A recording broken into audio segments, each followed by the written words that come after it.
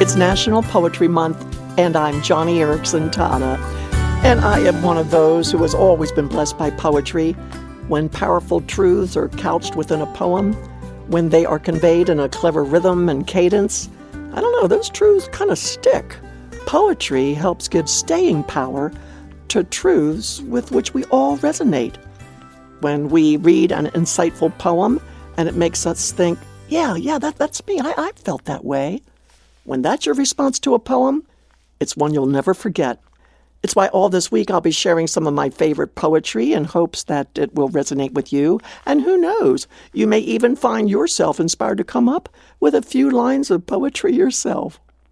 It's what happened to me decades ago when a diving accident shattered my life into pieces.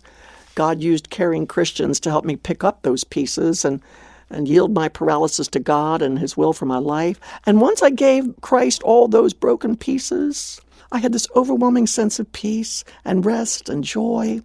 It was enough to inspire me to write a poem, and I called it When Pretty Things Get Broken, and it goes like this. I have a piece of china, a fragile porcelain vase. It holds such lovely flowers, it captures everybody's gaze. But fragile things do slip and fall, as everybody knows, and when that vase came crashing down, my tears began to flow. But don't we all cry when pretty things get broken?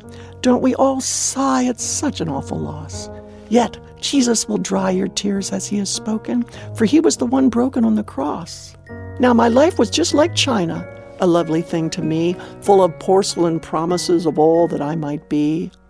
But fragile things do slip and fall, as everybody knows, and when my life came crashing down, my tears began to flow. But don't we all cry when pretty things get broken? Don't we all sigh at such an awful loss? Yet Jesus will dry your tears as He has spoken, for He was the one broken on the cross. Now, Jesus is no porcelain prince. His promises won't break. His holy word holds fast and sure. His love no one can shake. So, if your life is shattered by sorrow, pain, or sin, His healing love will reach right down and make you whole again. And yes, you will cry when pretty things get broken, and oh, you will sigh at such an awful loss.